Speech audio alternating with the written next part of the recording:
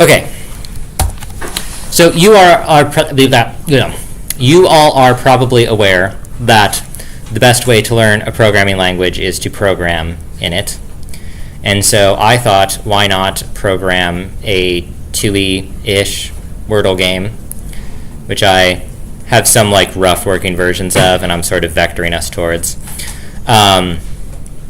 It seems like that'll be of like reasonable difficulty and introduce you to the collection types and to most of the sort of like built-in methods. You will probably experience the borrow checker, which is the other big Rust thing, and probably not have to deal with it too much. So I called this lecture Options, expecting that the thing we would be doing all day today is dealing with Rust options, because all of the Rust built-in functions, they return an option, which is either a sum of something, so you either have sum 1, or it's a nothing, or sum A if you have a character, right? And so all of the Rust code I write has this thing called unwrap at the end of it, which just turns an option into the version of that thing. And you just assume there's no bugs, then your code just crashes the same way any other language does, right? And this is great. Anyways, I thought that was going to happen, and then I was like 800 lines of notes into teaching Rust, and I hadn't mentioned options yet. So I just didn't change the name of the lecture, and we're not going to talk about options today. So, anyways, this material is loosely adapted from Rust book chapters 3 and 4, in the sense that I was checking them to make sure I did things correctly the whole time, but it is sort of sorted in a different order. I'm going to show you one or two things today that are Rust language features that I'm just recommending you don't use because I think they're bad and I'm allowed to think that. I'm like my own person. But I'm going to inform you about them. And then otherwise it's basically going to be just sort of a coverage of some of the built-ins and the syntax options in the Rust language, right? And I think mostly this is to get on the same page about this. I'm trying to mostly hit the things that I wish someone had told me about, and I think I'll get most of them today. So, what's going on? High Cargo is due Friday. Mostly that's to get you familiar with the cargo build system. You all probably looked at it. Many of you are probably done. And I'm trying to feel like I've taught you the things I want you to know for Wordle with today's lecture and the lab on Wednesday. Is the lab on Wednesday written yet? No.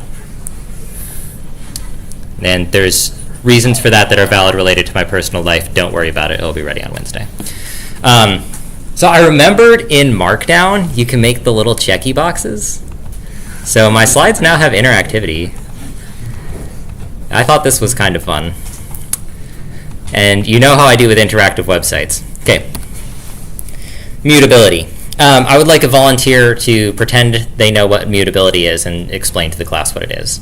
Any volunteers? Okay, you won. You're first. Okay, well, in Rust, variables are immutable by default. So if you assign it once and then try and assign it again, it'll throw an error because it doesn't want you to do anything with it.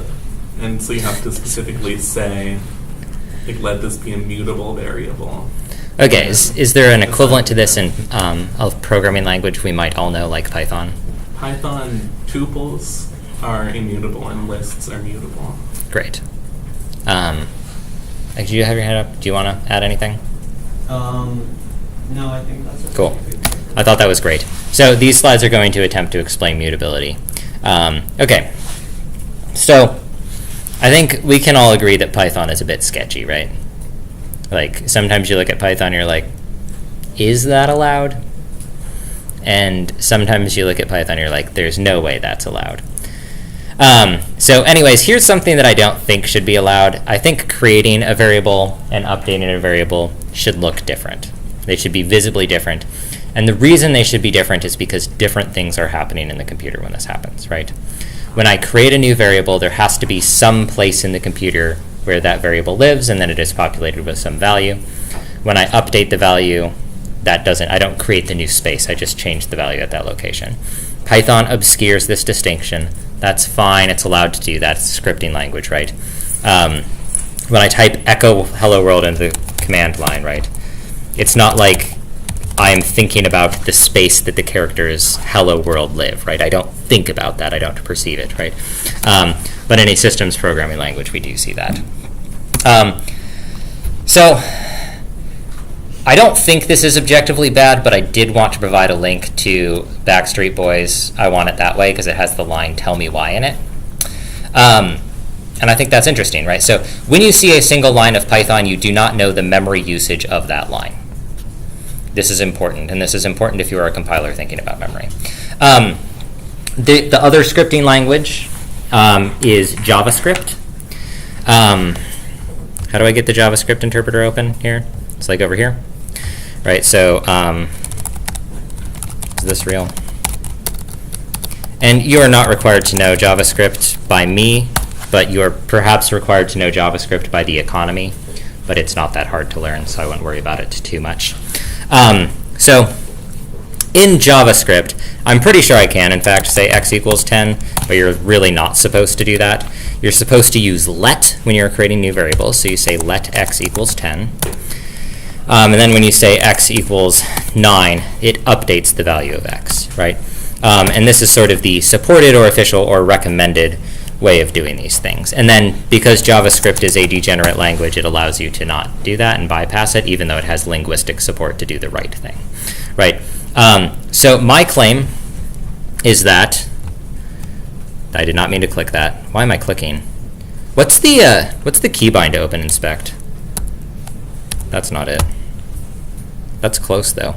Okay, so my understanding from like listening to interviews with programming language designers, and mostly these are people doing Python and Rust. I don't really talk to the JavaScript people, but they're around. There's a conference coming up in 2 weekends. Does anyone know about Cascadia JS? We have free student tickets if you want them. Okay, wait, no, I'll plug something. You can go to this for free if you talk to me, Lizzie, or Jimmy, who was just here, I think. You might have to get transit there somehow. I don't know. Anyways, the JavaScript people are around. They're quite popular. But when you look up new releases of programming languages, frequently all of the languages are citing design choices made in Python or JavaScript that are later design choices that are not strongly enforced by the language but are well received by the community. The JavaScript let is one of these things. Rust took a very similar approach to let, as sort of was not designed into JavaScript but emerged naturally within JavaScript code bases as a way to solve the problem of having unclear code. In Rust, it is enforced. You must use let the first time you declare a variable. We can see this and demonstrate it.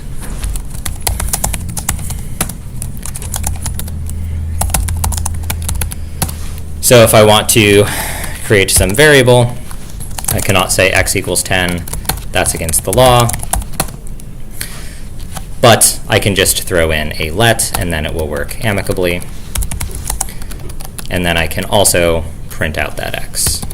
There's a few ways to do that, but I'm going to use the format string notation where I do curly brackets and then put the variable name inside. And so then I'm able to see the 10. Now, once I have created the 10, I'm able to set x equal to any other value. Not true, but many other values. And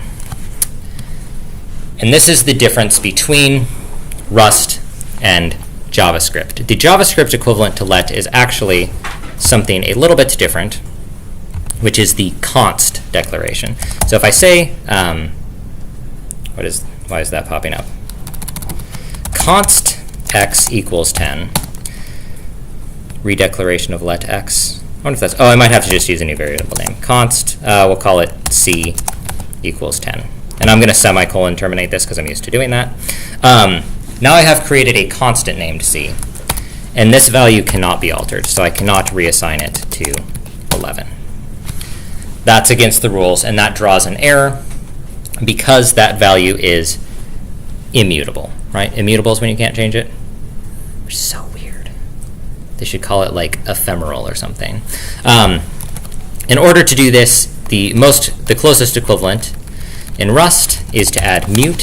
So let mute Rust is equal to let JavaScript is equal to saying nothing in Python. And then let in Rust is the same as const in JavaScript. Why do I say this? Because I never remember which one let is in Rust, because I've written more JavaScript than Rust still. So I always think let is the one that lets you change the value. But you have to say let mute. And that stands for let, doesn't stand for anything. Mute stands for mutable. And so I think this is allowed. Did I run this? Oh, and I got some feedback that I'm supposed to just type cargo R and save a character, because apparently you can do that. So I get a warning that I never use this character, but that's fine. And then I get to say hello 11. In theory, my responsibility as a sort of programming instructor is I'm supposed to persuade you of the benefit of using immutable variables, which are then not variables, right? They're immutable aliases. And so I guess the rule of thumb is people make variables and they accidentally change the values of them, and then their code behaves in ways other than they expect. So the state-of-the-art recommendation for writing code in JavaScript now is you declare everything as a const, and you just update the values as you want to. And when you update the value, you draw an error and you change the const to a let, and it forces you to make the design decision every time you change a variable value. I quite like this. I think this is quite nice. Rust enforces this much more strongly by providing default behavior for let of immutability. So Rust is going to make it hard for you to update values of variables by accident. And doing things by accident is where bugs come from, so this should be a good outcome. So does that sort of make sense? Okay. Do you have? Yeah. So, you have let, and it's an immutable variable, but you also have constants, which are a totally separate thing. Yeah, so I was not leaning towards introducing constants in this class because I also don't use them in the other systems programming language because they sketch me out. Versus JavaScript, Rust is compiled, right? And we talked about compilation last time. If you want something to be constant before the code is compiled, you declare it as a constant. If you want it to be constant at the time the code is compiled, then you use let. And what is the difference for that? Well, a constant that is set at compile time, I must sort of declare literally, right? So I have to say 7, basically, or some expression that is known. One that is otherwise defined can, for example, be something that I read from the command line. So a value that is not yet known when the program is being created, but never changes once the program is running. And so there are compile time, they're called constants, and then there are runtime lets, and then there are also let mutes. My recommendation is to never think about this at all and use let mute for everything. You will see const in real life, and it will be virtually indistinguishable from let mute because it's not a considerably stronger guarantee. This is the error I just showed you, where Rust asks us to add mute. And we see that right here. I think it's a little bit nicer with my terminal color highlighting, right? So mute is in green with pluses under it. That's very much the same thing we see here, right? And so when we change these values, we have to add mutability to the initial point of declaration. I found this much more annoying than I expected in the following way. Oftentimes, by the time I'm updating the value of a variable, it is many lines later in the code, and I don't necessarily see where I declared the variable. And then the other thing is Rust has a very robust type system. So I think, why is that? Is that going off the edge of the screen? That's weird. I don't like that at all. So in this language, which is a real language that actually exists, I can say x equals 10, and then I can say x equals 1.1 and not get an error. This is not permitted in Rust. We take an example of something that is not an integer. We say 1.1. There we go. That is not allowed because those values are of distinct types. And so a name is attached to a type. There is a way around this, which is that you can just add another let again and recreate the variable, which is allowed and I hate. Oh, what'd I do?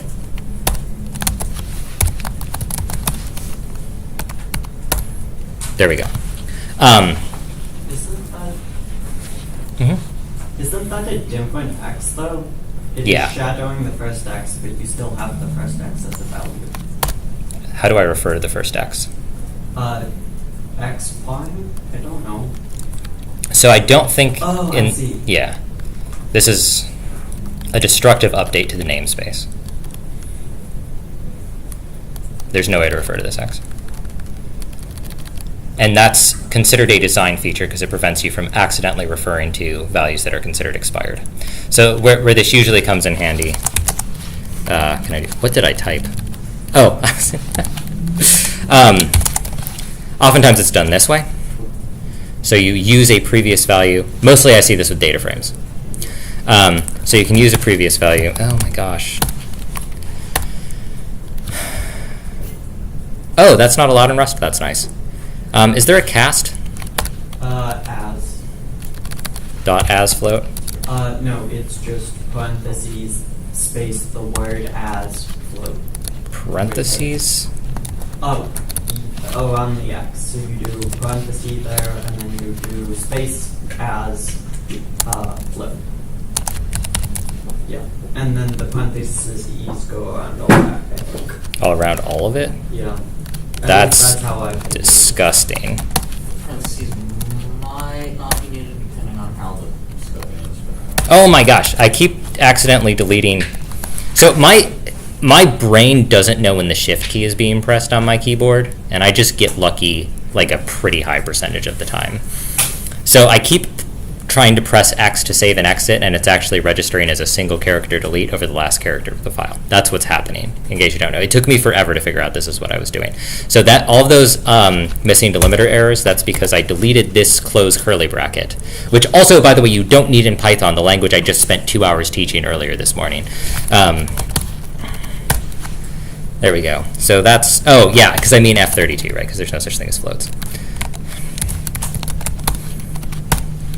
Okay, so this is allowed, right? Because I might have some value. And so when I was using this most recently, I had a collection called names, and it was the list of names of registers in a hardware design. And what I wanted to do is I wanted to take all of those names, and they had a corresponding nickname in a file that was tracking the changing values. So I wanted to take my basically Python list of names and turn it into a Python dictionary of names, essentially, right? And I want them both to be called names. And this is a nice feature in Python where you can just say names equals, names equals, names equals, right? I can write a dictionary comprehension over a list that contains that same thing, right? So in Rust, to get this same feature, they allow you to do that. You just have to write let again, and you can change the type of a variable, but in order to change the type, you have to once again say let. And it creates a new variable, and I believe it destroys the older one. I don't know a way to get it back. We could try like x prime or something, right? But I don't think it's there. Would it be like backtick or something? I don't know. I think that x is gone. Okay, so that is mutability. Okay, Rust variables default to immutability. This is the same as tuples. I said this out loud, but I am suggesting to you that this follows the JavaScript convention. I won't use JavaScript too much this term. I just think it's like culturally important that it exists and inspires some of these things. So JavaScript code blocks are single, greater than sign punctuated, because that's the convention used by Node.js, the JavaScript command line. So assume your variables should not be changing. Okay. Here are some things that I have used. Let's see. I've mostly only counted words in a file. So the word count application, which we have probably seen before, that is going to increment as it reads over a file.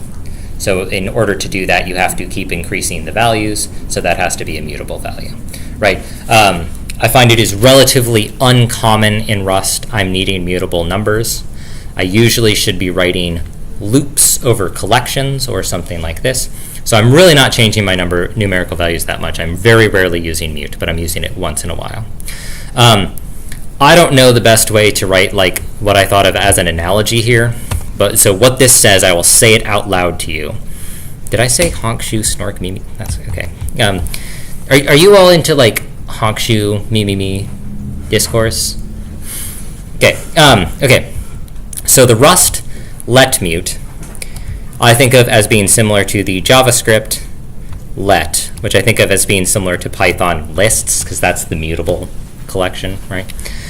And then I think of Rust let as equivalent to JavaScript const, which I think of as similar to Python tuple. or tuple. And I'm not going to try to remember which one it is right now. So here's an example that is some reason has a stray paren in it. That's kind of weird. And this is, I think, very similar to what I've shown you before. Sheep's accounted for counter count. Okay, I was very tired when I was making these slides, apparently. Okay, so my recommendation, and I think this recommendation follows the recommendations of the programming language people, is that you should use let for everything. And if you change it, you should have a good reason, and probably that good reason should come with a comment. So, oh, this is mutable because it's supposed to be, right? And we will also note that the language will yell at you if you do anything sketchy. It will say, why are you using let mutes for everything? And you can turn that off by looking up how to follow these instructions, right? But really, we want that there because it's protecting us from accidentally changing values of variables and forgetting what they mean.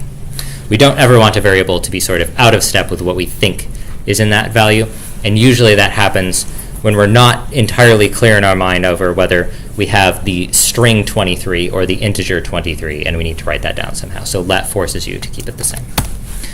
And that's mutability. Oh, do you see my slide interactivity? Oh, look at that. Look at that. This is fun.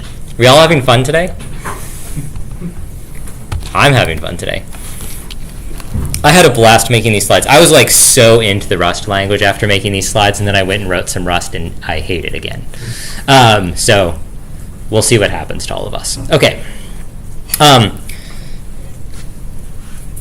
I get a show of hands for how many of you were required by another professor to use Python type hints? Okay, so relatively uncommon. I didn't know how common this was in our department or program. So I'm going to show you a little bit of Python. And Python type hints have a long and storied history of being controversial and useless. But you're probably familiar with the idea that if I just type an X into Python right here, wait, why did I not clear this? Okay, so I'm going to type an X in here, and it's not going to do anything because X is not defined. However, I can kind of do a similar thing to some other programming languages in Python where I can create a variable that has a certain type and it doesn't necessarily have a value yet. So this is a well-formed declaration. That's a variable declaration that suggests X should be some kind of integer. Now, it's like still not defined, right? So I can't look at X and see what's in there, right? But it's supposed to be an integer. Now, Python is a great language, so I can't put, for example, a function inside of X after I said it was an integer, right? But this is in fact allowed in Python for some reason, right? So this is against the law in Rust, but Rust follows the same sort of type hint conversion. The first language I saw that did types this way was Go. I don't know if that's the first one, but Go is this like super popular language that people use to get code running quickly, and it's the language this class would be taught in if it weren't on Rust. So there is this sort of like thing in Python where you can say the type of something, but it's not really enforced, right? I just fundamentally think that if I say y is an int and then I say y equals false, that my computer should explode, right? Like that's the minimum response I expect to see when that happens. And in fact, what you see is nothing, and then you can change it back to an int later. This is true even on the same line, which stunned me even more. So I can say z is a bool and set that equal to 7. That's allowed. This was relatively shocking to me. But this same notation is used. And so the notation here is variable name, colon, type. And that's a pretty cool thing to follow. So I'm not really in love with Python. There are, of course, software development tools that can be used to try and apply type systems to Python. Python sort of really doesn't want to be typed, so it kind of rebels against those things, so it doesn't work that well. For example, the Python integer becomes a data structure if the integer becomes large enough, but before that it's a value. So you can't really say whether it's a value or a data structure. So that's kind of terrible. But we can take a look at how this works in Rust. I was sure I updated my font. Okay, that's actually fine.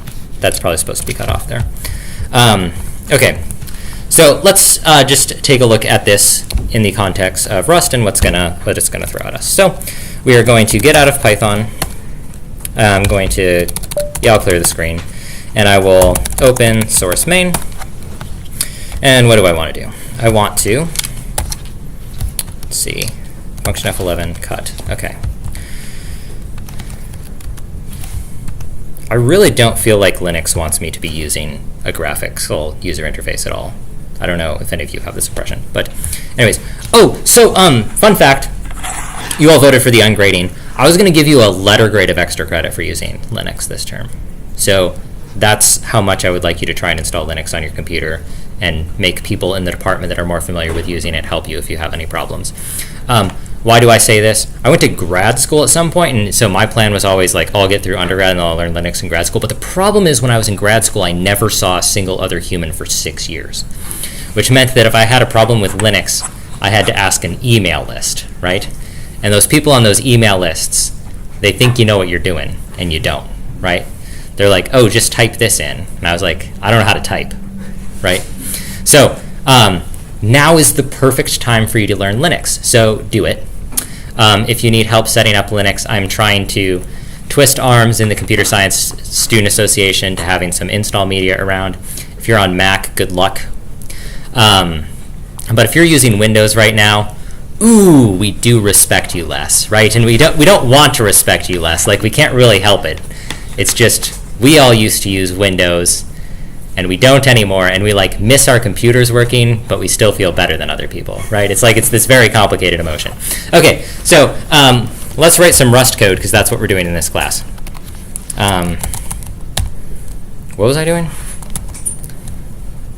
I don't remember what I'm doing. I don't think I need that line. Okay, we can yeet the accursed Python directly into source main Rust. Oh, that's what we're doing. Okay, so yeah, we can do this. Okay, so I'm going to say x is required to be an integer, and that is fine. And in that case, I am able to set x to be different values, and I think I did 10 and 15. Okay. Oh no, we should demonstrate what we're supposed to do. Okay. So I'm going to not declare x with an initial value. I'm going to create mutable x, and I'm going to set it to be an integer. I'm going to set x equal to 1.5, and I bet that will definitely be allowed.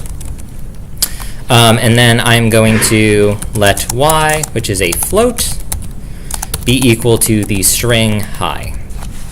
And this is an example of something that is completely allowed in Python. The only difference between Rust and Python at this juncture is the presence of the lets, right? Which is perhaps why they are optional in JavaScript, right? So you can just drag your JavaScript directly into Python.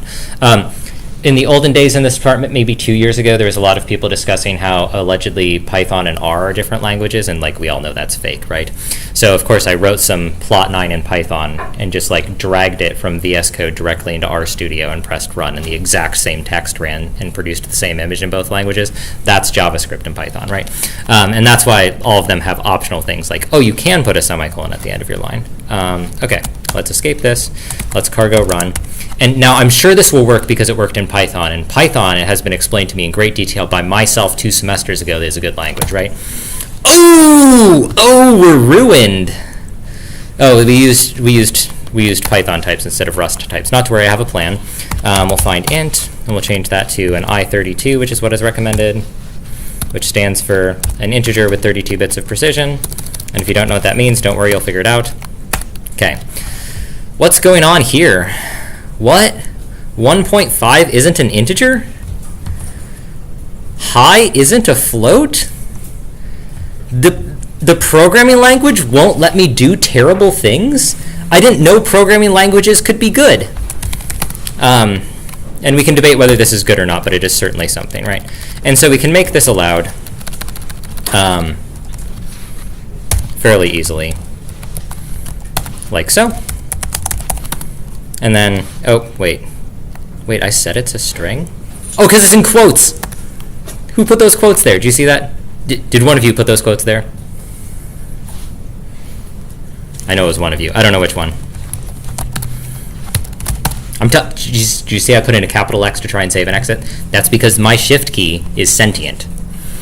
It just guesses what I want at relatively high probability. Okay, cargo run. There we go. And so this is allowed, we just have an unused mute, right? Nothing too exciting. Okay. Rust numerical types have a fixed size.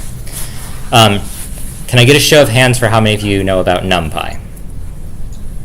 That's pretty good, right? So you're familiar with fixed size integers, but let's step through the quick demonstration regardless. Okay, so I sure hope I have NumPy on here. Okay, cool. So in Python, when you have an int, it can equal 100, for example. We should call this pi(x), actually, which is going to be an int, which equals 100. And so if we take pi(x) and multiply it by pi(x), we get the expected value, right? Now, there are separately numerical Python integers. So we can take, maybe this is like an np.int8 or something. And that is going to still be 100, but we're going to turn it into a numerical Python integer. Is this right? Any NumPy rememberers? And there's NumPy(x), and it looks the same, right? So pi(x), NumPy(x) look the same. They might even be equal. Same value, right? Definitely nothing suspicious going on here at all, right? I'm definitely not about to do something that should be against the law.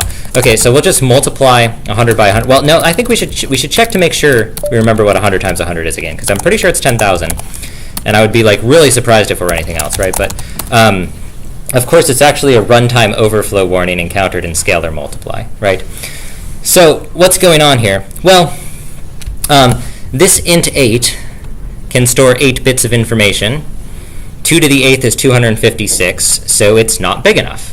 I just run out of room. And you can kind of fix this to a certain degree. I could declare these as 16s. Wait, I just tried to use Vim motions in the terminal, which apparently you can set up. So like this is fine, right? But what happens, because I'm allowed to do this with the Python one, right? That breaks again. So that's a little bit suspicious, right? Because I'm pretty sure these values are still equal, right? And so you'd expect that npx to the power of npx would equal pi(x) to the power of pi(x). But no. So math doesn't work in computers, right? The one thing we said they were good at. So what's going on here? You're out of room. The Python integer type is infinite precision. No, it's not. Your computer runs out of memory, right? So it's arbitrarily large. And then the same way we have the lovely NumPy integers, we also have the unsigned integers. And so we can see something that is a little bit different there, where we can take an npx. I guess I should call it an np unsigned, which is an np.uint8. And let's see, what value should that be? We can take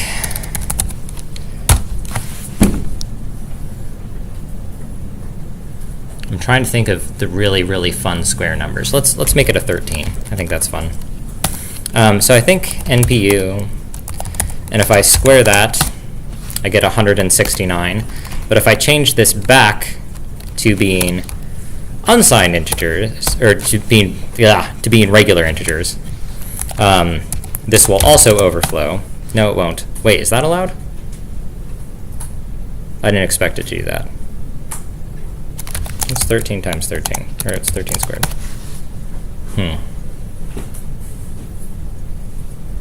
I did think that would break. Am I making this up? Does someone know what's going on here and you're just letting me hang? No? Okay, cool. So what I expected to happen here is that if I create, we'll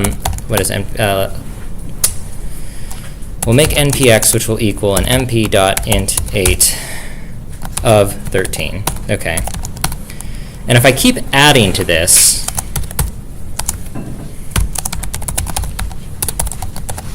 eventually it becomes too big, right? And it's a lot easier if we double it every time.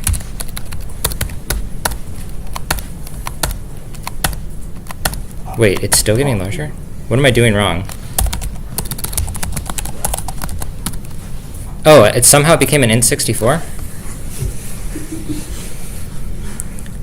Let me be the first to admit I did not expect that. NumPy will automatically increase the size of the things. Okay. But not every time. Just sometimes. Love that for us. So somehow I got this example to work. What'd I do here? Oh, pretty interesting. Anyways, there's signed and unsigned integers, And I think when we have an unsigned integer, we'll make another npx that will be a np.uint8 of 100. If we take npx and subtract 110 from that, we also get, okay, that's pretty interesting to me. Oh, I have different versions of Python, I guess. It coerced it into an int64 as well, so that's the same sort of overflow, underflow thing you're talking about. Okay, but that is definitely no longer a signed integer. Or no, an unsigned integer. Okay, in Rust, which actually has firm types, we can enforce some of these things. Oh, do I just have to put it inside np.uint8 -10? Is this banned? There we go. Okay. That did a successful bad thing. Okay, so this u means unsigned. The unsigned means it can't read this sign right here. So that -10 is not well defined in uint8 world because it's too small. The smallest number is 0. So we get an underflow overflow, and we do 10 less than the maximum value, which is this, because that's where we loop around. So -10 is equivalent to 256, the maximum value, minus 10, because these numbers are looping around in circles. But sometimes they're automatically promoting. So I don't know. I think that's pretty cool.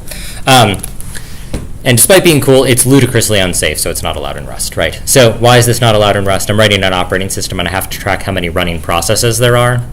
And if there's suddenly 257 running processes, I can't change the size of my too many process counter, right? So that's why we have those restrictions. Here are the built-in Rust types. Rust massively privileges I32 for some reason, which was very surprising to me. My preferred type is U64. That's because my physical computing device has 64 bits, and I never use a negative number on purpose. I only use them by accident. So I use U64s. If you do not say, you will get an I32. So that is up to 2 to the 32 inside with positive or negatives. You can get U64s if you liked them. I recommend the use of U64s, but I'm now kind of wondering if the Rust people know something I don't know with recommending the I32s. So do whatever you want. As a rule, do not use these smaller ones because our brains don't really work that well with numbers that can't get bigger than those values. But you pretty rarely are going to run out of space in a 32, so they're quite large. They're this big. And we can demonstrate this in Rust as well. Circ. Wait, no. Why am I typing source? nvim source main. So if I put a value in here that's too large, which is, let's see, that's an I32. Why don't I just copy paste this because I don't want to type it. I should have this number memorized, but I don't want to. What am I doing? Okay. nvim source main. If I put this value in here, I think it will be too large because this is the maximum unsigned value and this is a signed value. And so I get in trouble. I do not get automatic promotion here. We do actually, yes, it actually halts you from being able to run the program at all. And look at all these warnings I get. Like, it's really, really trying to protect me from doing dumb things, right? And so, of course, you can fix this relatively easily by changing to 64s, that shift key. And then we proceed amicably. And we only have all of the other sort of warnings we want, right? So versus scripting languages, including JavaScript, which doesn't even have integers. Those things are all just floats. They just look like integers. Give some thought for how big your numbers are going to be. Assume they are signed 32-bit values by default. If you have to specify, I encourage you to specify 64s. Oftentimes, in many programming languages, including the other systems programming language, -1 is used for error handling. I do this sometimes in Rust, usually when my Rust code is sending something over a wire to another programming language. You should not do things this way in Rust. In Rust, you should use some and none. So really what we want here is you say, oh, I have some value. And I think this is referred to as an option.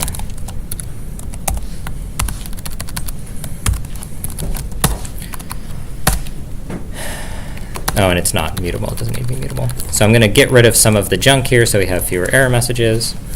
And then I'm also going to print this. So I realized the other day, what was I doing? Okay, so the way to write a debug statement in Rust is you do quote, curly bracket, colon, question mark, curly bracket, end quote. And you hold shift down the entire time, because all of those are shifted characters. I didn't realize this. And then the next thing you have to do is a comma. So somehow you have to hold down the shift key on your keyboard, for me, exactly 6 characters, and then release it precisely on time. And then after this, because this is a macro, we can specify X that we want to print debug information for.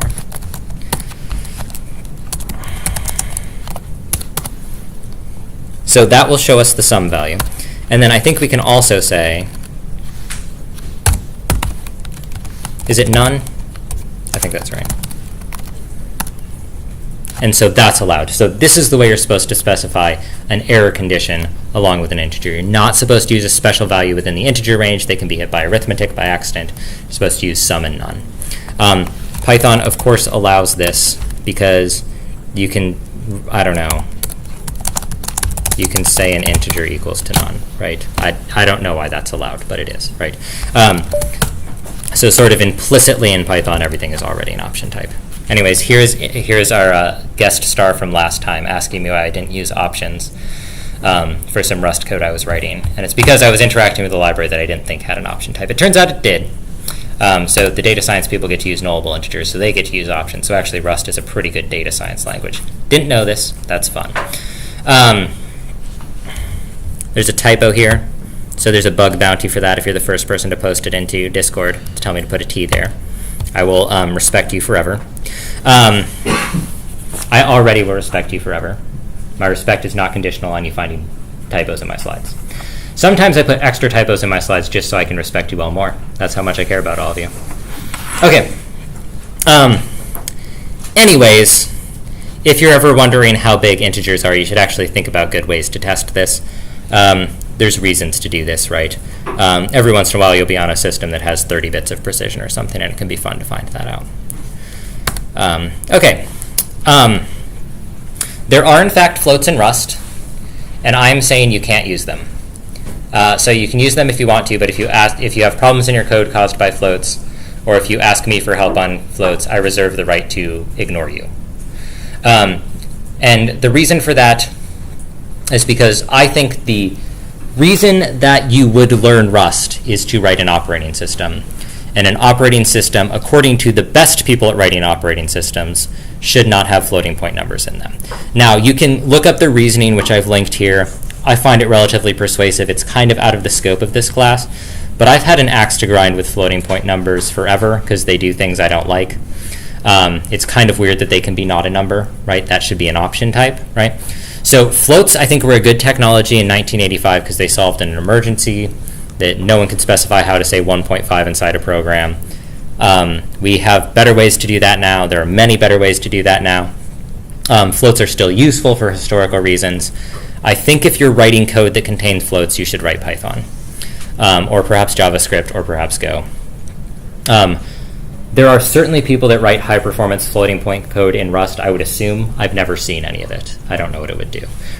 So don't use floats. Bools are identical. The only difference with bools is that, this is actually interesting because I was just discussing this in my CS 151 class. So I don't know about you, but when I'm writing Python, I don't remember which one of these I'm supposed to write. I just have no idea that Python true is capitalized. And so a lot of times I end up doing something like this somewhere in my code, so I don't have to think about it anymore. And then you can do whatever you want, right? I can't remember that. I don't remember it in any language. I don't remember it in this language. In Rust, true and false are lowercase, and my understanding is that this is also true in JavaScript. Is that true? Yes. So JavaScript has lowercase true, and I think this is another case where Rust is slightly more JavaScript-like then it is Python-like. Right? Let's at least demonstrate this and make it sure it's correct. Why am I demonstrating these? There's a variety of reasons to demonstrate all of this, but one of the things I did every time I learned a programming language is I tested everything someone told me. So I'm going to test it in front of you and hope that this idea is compelling to you. So we'll open source main.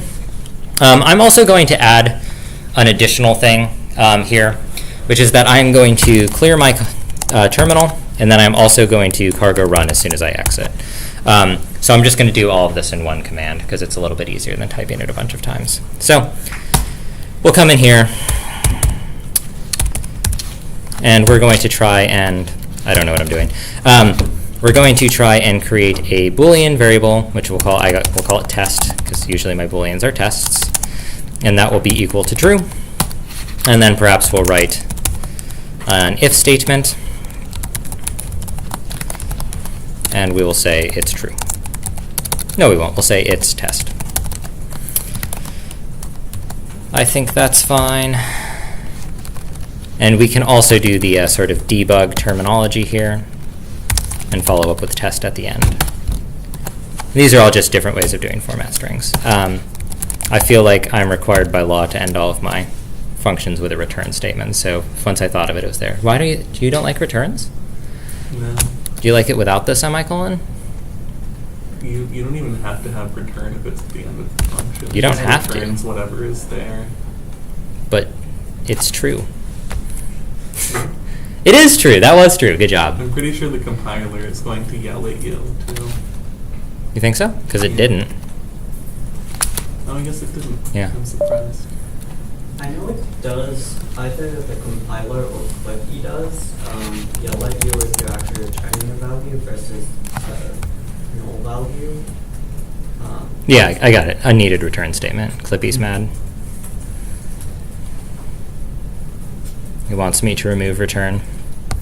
You can pry my return statements from my cold dead hands. That's what I say. You know, Rust was supposed to be inspired by functional programming. Functional programming's return when they're done, right? And they return nothing specifically if that's what they're supposed to do. And they don't return none because that's an option type. That is something, right? This will probably get you in the sense that this one gets me, and actually my first language had this feature, and then I got lazy in Python. Single quotes and double quotes are meaningful, and they are different. They're different in the following way. If I have a single character and wrapped in single quotes, that is a character type. If I have a single character wrapped in double quotes, that is a that is a string of length 1. Strings and characters are different things. So we can demonstrate that quickly. When is this useful? This one's useful all the time. So let's go ahead and see, what do I want to do? We'll create what I call them. C? Okay. So I think this is allowed, and then I think this, the like string type is like extremely degenerate. I think this is allowed, but we cannot say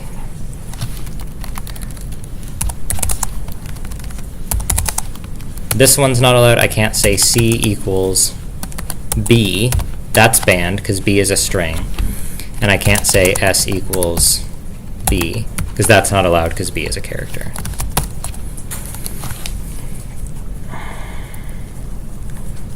And this is all of the things that I said were wrong. So C is supposed to be a character. It's declared as a character. Okay. S is supposed to be a string. It's declared as a string. And then we immediately throw the error in line 4. So this is lines 2, 3, 4. So I cannot set C equal to what looks like a single character surrounded in double quotes because using double quotes instead of single quotes changes the type. And then the other thing you cannot do, and this is probably somewhat obvious, if this is a character type, it is extremely not allowed to put multiple letters inside single quotes. Putting multiple letters inside single quotes, the usefulness of that is for scripting languages, like Python, which you may run directly at command line, it might be helpful to be able to say print hello world. And what is the functionality we're using here? I can use the different types of quotes to include strings that use the other type of quote. So my understanding is this is how this got into Python, and this is how it got into, presumably, JavaScript. I don't actually know how JavaScript strings work. And you can go other ways with this, too. So you can use the triple quote as well. And I think this is okay. Ooh, not allowed. Okay. So still have to use these ones. So, for my money, Python has a good and valid reason to allow you to choose which of two quote types you use, and that does not apply to Rust because Rust is not a scripting language, so the textual information contained in Rust has a different purpose. Its purpose is to communicate clearly with computers, not to be easy to type, like Python is, right? So it is then useful to us that we can differentiate a character, which is a fixed size, from a string, which is not a fixed size. So the same way Rust has fixed size integers, it also has fixed sized characters. So this is sort of solving all of the same problems over and over again. Okay, here's the error message. I had never used Rust characters, but I was using them on Wordle, so I showed this to you. I think this is a very good way to motivate the fact that you should think about whether you're using single or double quotes, specifically in Rust. This is identical to the C programming language. And I think this is how do we have any chemists? Is that iron oxide, which is Rust? Maybe? Huh? Yeah. Yeah? Do you know for sure, or are you just saying yeah, so I move I on? just Googled it. You Googled it? Okay. They can't put it on the internet if it's not true. Okay. Strings are fake. They don't exist in Rust. There's things that look like strings. There's various kinds of things that we would all refer to as strings. The reason strings are terrifying in Rust is because they're pretty scary in other languages, and other languages are older than Unicode, and Unicode made everything much scarier. So Rust strings are an absolute nightmare to work with, which is why Wordle's a good first assignment, because it will expose you to the worst features of Rust. So you will complain to the people that bullied me into teaching this class in Rust, so I'll get to teach in the language I want to teach in next year, right? So there's a lot of motivated reasoning going on here. So anyways, that was typing. And now we're going to go out of order. This is a sequence break. We're going to do intro to ownership. Okay, so this is Rust Book Chapter 4. And ownership was something that I thought, like nominally, this is really hard. And actually what it means is that basically every time you declare a variable in Rust, Rust flips a coin, and you're either allowed to use that variable as many times as you want or one. And the way you find this out is by reading the documentation for 10,000 years and figuring out how the internals of the language of Rust are written, which you can't actually do until you know Rust. Or you just encounter an error from Rust C, and you just change your code so the error goes away, and it will tell you exactly what to do. So my recommendation to you, because I have not really been persuaded that all of the things that Rust is claiming about its ownership model make as much sense as they claim it does, or as obvious as they say it does. It certainly makes sense from the perspective of someone designing a programming language or a compiler for a programming language. I don't think it makes sense from the perspective of, wait, why are some of these things the same or different sizes? So we're going to look out for strings a little bit, and they're going to be a little bit silly. Strings can be of arbitrary size. They can be of length 0, or they can be of the length of whatever the complete text of the Bhagavad Gita is. I did not actually put the complete text of the Bhagavad Gita on this slide. I just did 1.1, but I thought about putting the entire text on this slide just as a gag, right? But it turns out, in my sort of framework for rendering websites, if you put large amount of text in it, it just completely crashes your computer. I don't know why this is. So they don't use binary search or something. And so I found this out because I sometimes use text encodings of images. And if you put big enough images in my slides, the slides don't render, which is that's like a hilarious problem to have in 2025, right? Anyways, so I didn't put in the complete text of the Bhagavad Gita, but I thought about it, and you know where to find it online. Okay, so if we were to implement Python integers in Rust, we would probably call them the big integer type, and they would also follow the same rules where they're not of any fixed size. So the best rule I've come up with for articulating to you how to tell when Rust is going to set your variables on fire after you use them once is if that variable can contain an arbitrarily large amount of information. This is what I was pointing forwards to with the I-32 discussion and stuff. The integers are a fixed size, the booleans are a fixed size, the floats we're not allowed to use are a fixed size, the strings are not. Strings are of arbitrary size, and so strings don't have the same rules, but they still kind of look the same when you look at them. So this is how Rust describes its ownership rules, and I think this makes enough sense. Each value in Rust has an owner, and an owner is sort of the combination of its name and the function it's in, so the name space. So if I say x in a certain location, it means a different thing than if I say x in another location. So a variable belongs to a location or a name or a part of a function, but they think of this as owners. There can only be one owner. So what does this really mean? Well, if I have some x and then I call a function on x, either that function becomes the owner or it doesn't, and that affects how I can use that x. And then when the owner goes out of scope, the value must be dropped. So if I have some x inside my function, and I return from that function, the x goes away. But the x only goes away if it's a string. It doesn't go away if it's an integer. So that's kind of the silly thing about ownership to me. So here's just an example. This is a direct list from the Rust book, and I think this all kind of makes sense. Before you declare a variable, you cannot refer to the variable. Once you declare the variable, you can refer to the variable, and so you can do that. But if you're inside a code block, if you're enclosed inside a code block, when you get to a closed curly bracket, that variable vanishes into the ether, never to be seen again. So you can't refer to it from outside. I found this pretty annoying. I semi-regularly fiddle with things inside of loops and outside of loops, right? So I had to make some changes to my coding style to accommodate this. It wasn't too bad. What you can always do is you can just declare a mutable variable outside of your scope and then work with it inside the scope, and the value will persist past the end of the scope. You can experimentally verify each of these, but I just want to show you how boring this is. Like,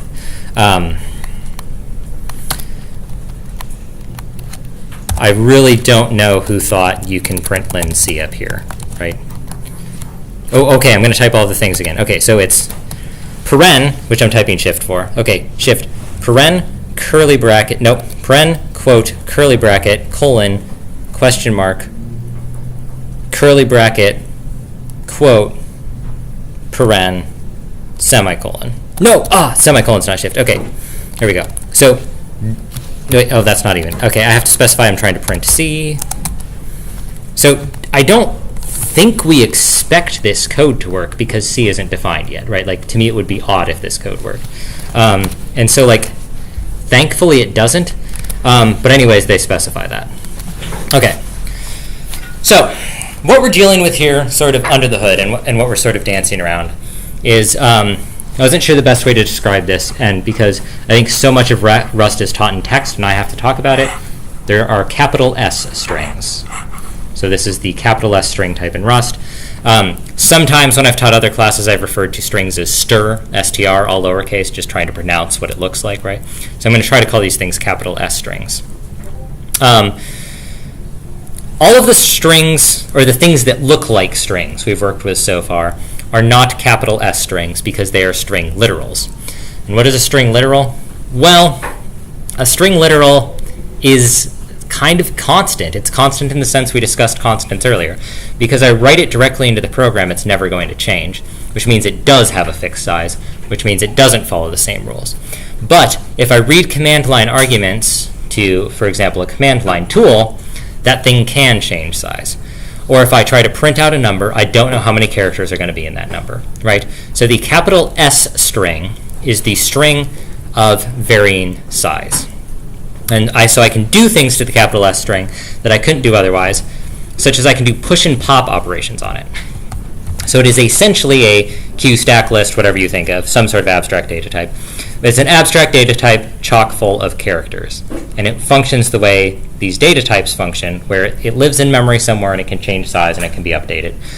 And if someone messes with your string, you will see the changes wherever you're living. Now, you're protected by the ownership model, but this is going on. So this leads to this example of what I call unpythonic behavior, which is that depending on what type of thing you have jammed inside your variable, I guess actually this happens in Python too. Depending on what thing you jam inside your variable, some things are allowed and some things aren't. So here's an example where I take the first variable and I print it out later, or I take the first variable and I print it out later. And I think we like really have to see this to believe what's going on here. So, actually, can I just copy paste that?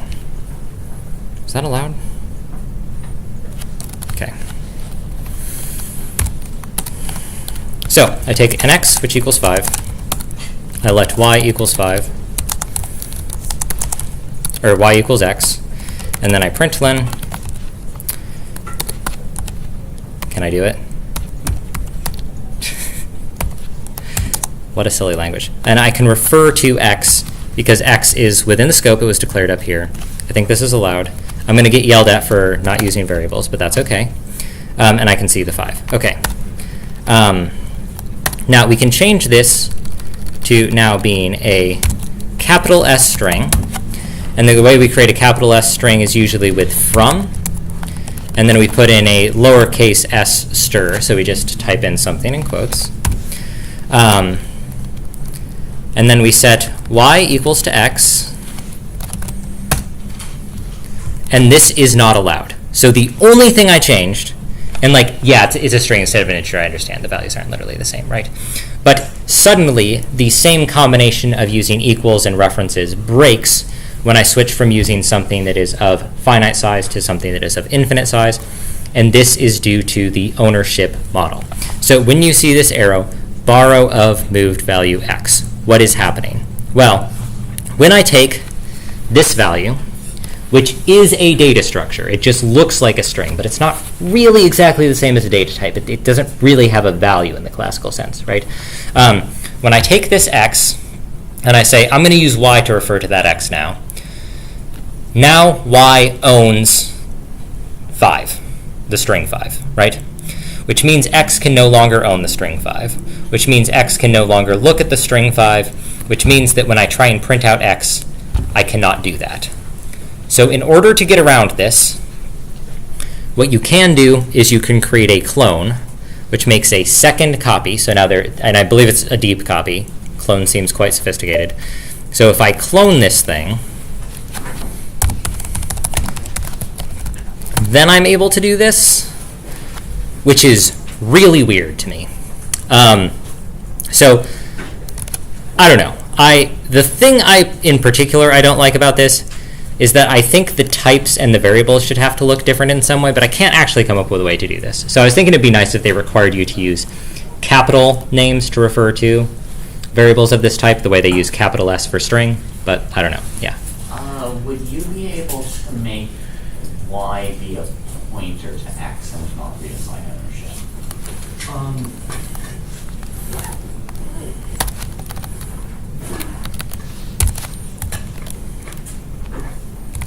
Yeah. Okay. Sorry, I don't actually know how to use Vim. Okay. I'm just gonna use delete and backspace like a coward. Okay.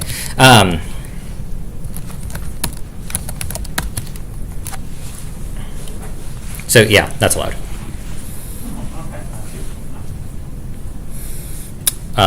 And what is going on under the hood there is extremely demented. So you can grant, as the owner, you can grant someone else basically view permissions, but not edit permissions. And so that's all that's going on. But what this means is that, okay, well, let's show one other thing, because this is interesting. I claimed that x is of type string, and I also claimed that y was of type string. And specifically, it was of type string when I cloned. So that's fine. But when I change it to get view permissions, right, use the term pointer, which is kind of what's going on,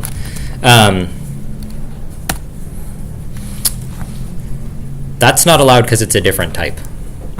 So the reason you can still do that is actually it stops being a string. It's some other kind of thing, which is I think it's called a string reference, but they're also called slices.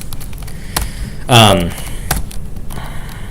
we have to do ampersand, And then, yeah, like miraculously the code works, and it's like pretty weird that code works, but I guess it should, right? Okay. I'm unwilling to defend this Rust design decision. I don't have a way to say how they could do better.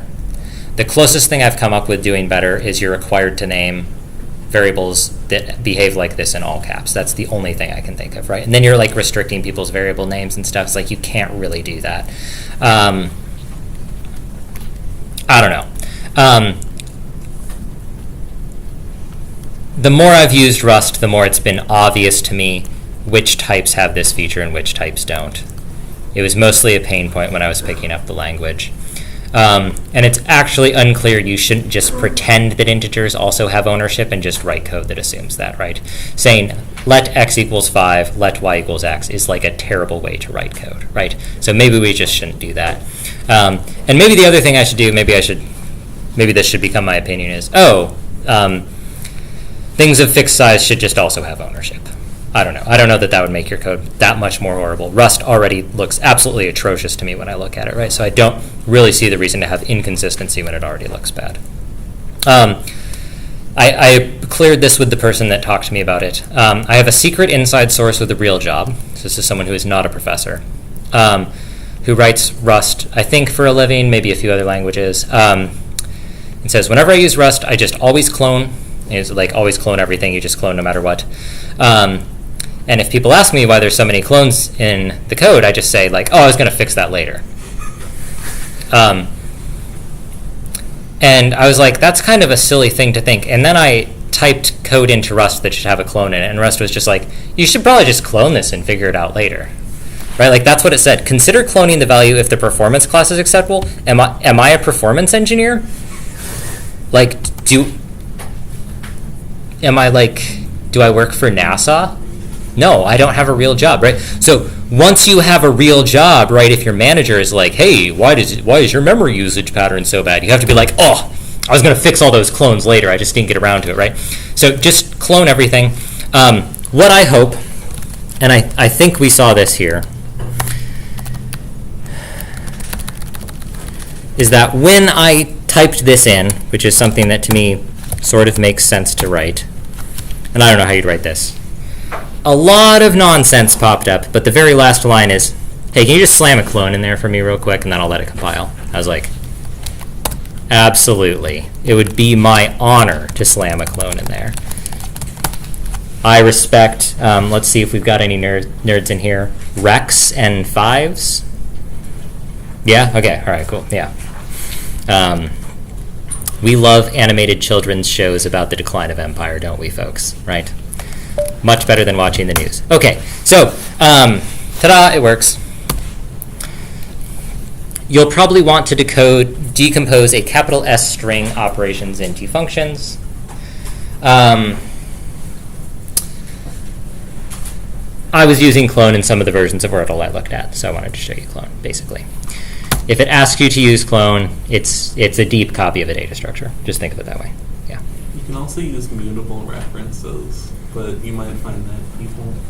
Yeah, well, talk me through it. So if you just put ampersand mute before, like when you're creating a reference... Is that where you want it? Not there. So we want it here. No. So if you clear both of those. Okay, let's clear both these. these. Take your clone Okay. and you say ampersand mute x. Here? Yeah. Ampersand mute x. And get rid of clone. And you fix y's type. Yeah, we'll just nuke the types. Why am I not in? Oh, I didn't leave insert mode. Visual block mode. Oh, I also wanted this. Okay, that's fine. Okay. You can use that basically like a string. It's just as a different type. But you There's can an only extra have one of those Okay. in scope at any one time. Oh, I have to change the let to let mute Oh, yeah. because it's mutable. And I think the way to think of this in the extended metaphor is, oh my gosh, okay, yes, they all have to be muted, right? So if it's mutable, I can grant write permissions to one other variable name, right? So there is one owner, but this is me transferring ownership. Okay, that mute is just not used because I'm not changing the value. It has to be there for the type checking to go through. And what does this mean? Okay, we'll step through this. So I create, I don't know, the main copy. I delete my own write permissions to the main copy, Well, you can and I still transfer them to Y, write the right? main- write X the can main update? copy. I think so, yeah. Oh, I thought that was banned. Let's check. Or it has to be a string. You can push something. Yeah, what do I want to push on there? Is it this?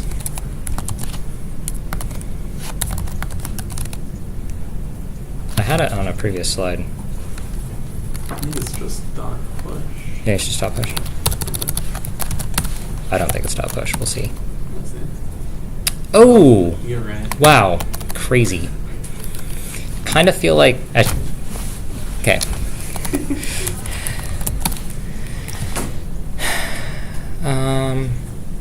Oh, that is allowed. Okay, and then so can I also push to You should also be able to push to Y.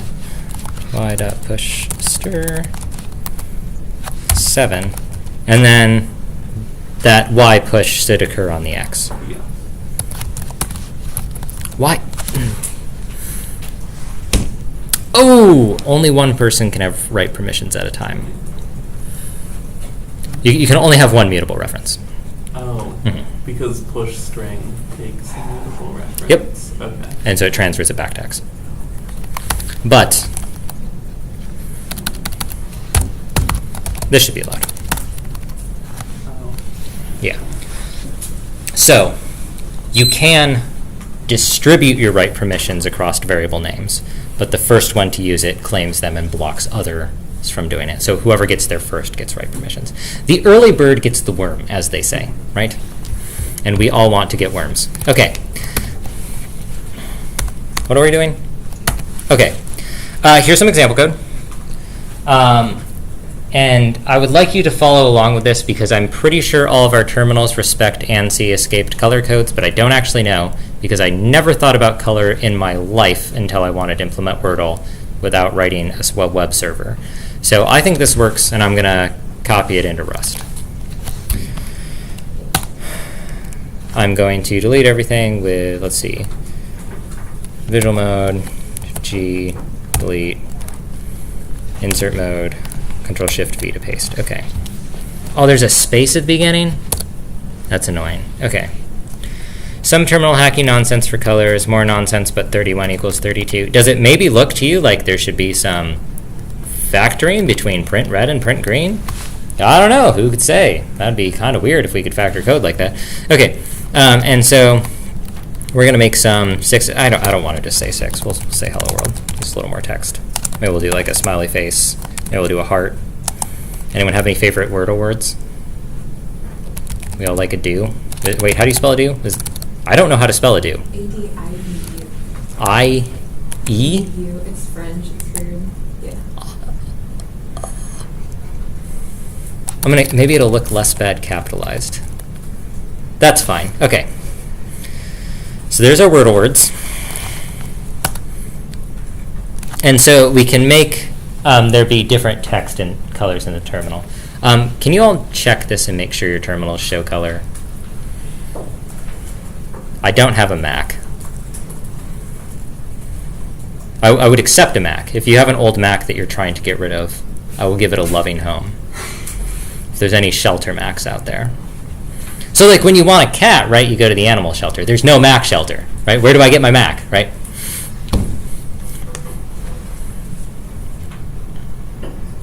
Does it work for you?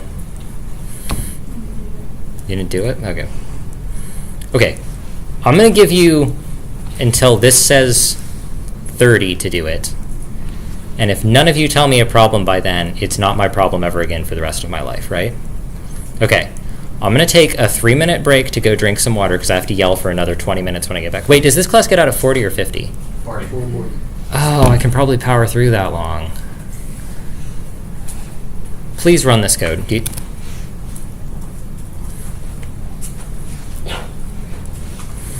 And hopefully we see what's going on here. This is S, right? That's the...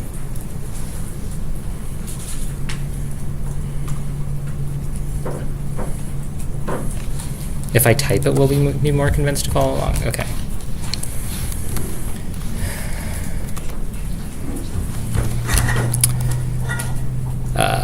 And then sort main. D, G, I, function main.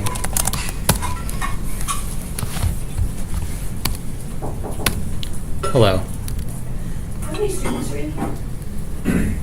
30? Is that about right? Are there 30 of you? And you don't have a table. Yeah, we're a little tight. But I think we have one spot over here that was someone sitting there, Evan? No. So I need to talk them all into squeezing further over. But yeah, it's a little tight. Cool. Yeah. Yeah. If you make us move to Smolin, we probably won't complain.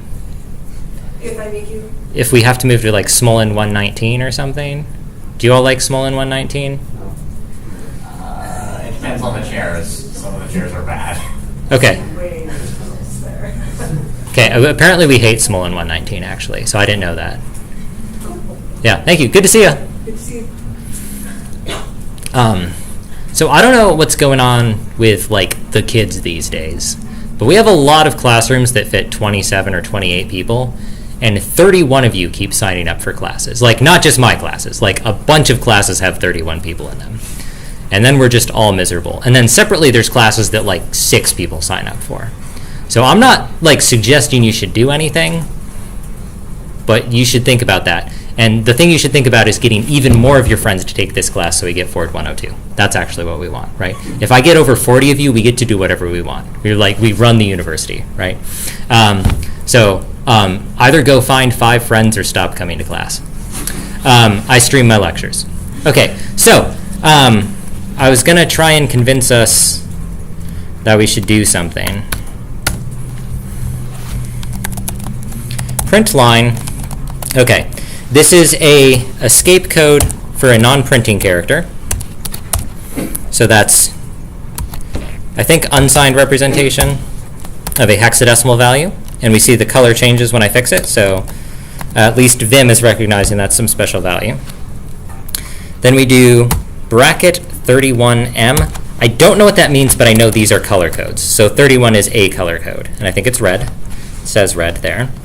Then I'm going to do my curly brackets for sort of my Rust format string. And then I'm going to change the color back to the default color, which I think is white in my terminal, by saying 0M. So this bracket and M, those are somehow meaningful characters, right? I'm going to close that quote, and then I'm going to put an S there, and that S is going to be what up. And then I'm going to close my delimiter.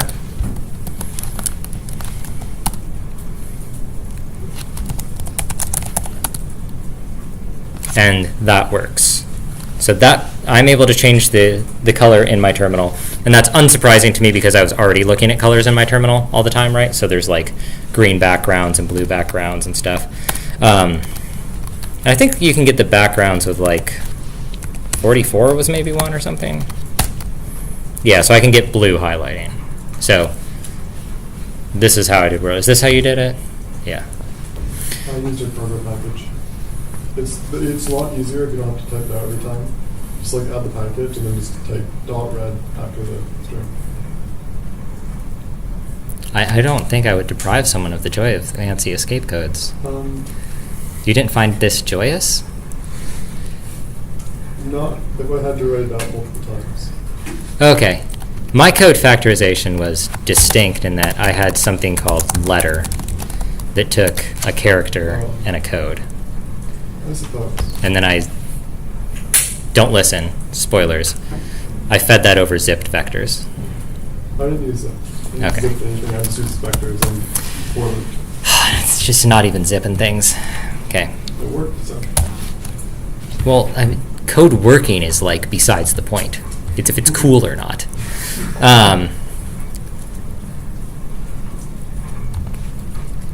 Okay.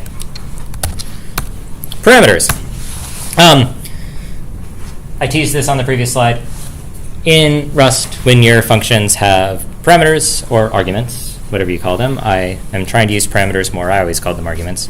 You got to give them types, and you give them types the same way you give types to variables. Just do this. Here's a good example. There's a little bit of type coercion going on here. My recommendation to you for now is to use big S strings for everything, and then write efficient code in like 2027 or something, right? It's not even that inefficient. So that's parameters. That was one slide. There's also loops in Rust. There are either 3 or 4 loops or 5. There's between 2 and 5 loops in Rust. Okay. One of them is the loop keyword. Loop keyword is pretty unusual. It was a little slick. I hate it. You can use it if I don't find out. It has for each. It does not have the classical for, so it does not have Java for, it does not have C# for, it does not have JavaScript for. JavaScript has both fors, so it has Python for. And then it has while. Everyone has the same while. And then because of my background in programming languages, I'm required to remind you can write recursion. So I'm going to show you a recursive example. There's also the fourth phantom loop type, which is if. I really do personally think of ifs as loops that run once or 0 times, right? So they're just Boolean loops, right? They are Python-like, except in 2 ways. They're curly bracket delimited, and they use else space if instead of elif. I have always hated Python elif because I never remember if it's in the language or not. So I end up writing else if anyways. Rust just forces that, right? It's 3 additional characters, I'm sorry. Right? When are you writing elifs anyways? Like, how many of you have written more than 10 elifs? What'd you do them for? We did a lot of, we did Battleship. It's I/O programming in games, yeah. So we're supposed to use a switch block for that, which we don't have in Rust, right? So that's a good example. Oh, Dan, do you have one? I technically had to, but it's due to weird like web interface stuff where you just have, here's your info function, and everything is taken as a string, and then you have to split it up. Yeah. Okay, so what I'm hearing is I/O, right? So if there's someone's putting something into a game or web program or something, Battleship, right, game. So easy solution to that. Never write code that's used by humans. Then you don't need elif, right? It's so easy. Why don't we, right? Okay, you can write code for humans if you want.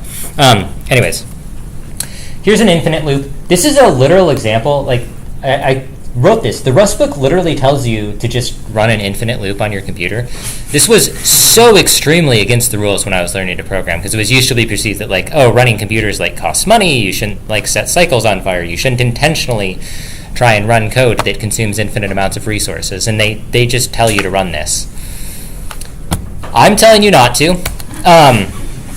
If you must use loop, here's my recommendation, and I'm recommending this to you because this is what I would recommend to myself if I had if I could mind control my own professor, which I'm not, and make that professor make me do things. I would make that professor require me to write loops that are named. So you can use a I wonder if that's the right one. It's either single quote or backtick. And you can write these named loops, which I think a named loop is really cool because it's almost a function, and I love functions.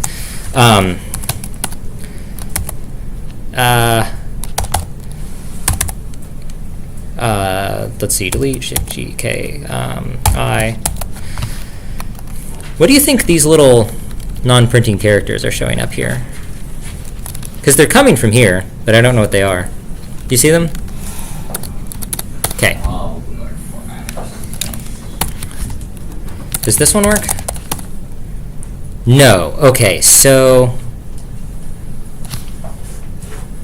I used the wrong character. Is it that one? I think it's single quote. It's the character quote. Yeah, that changed color. Do we think it's supposed to be that, like, light pink?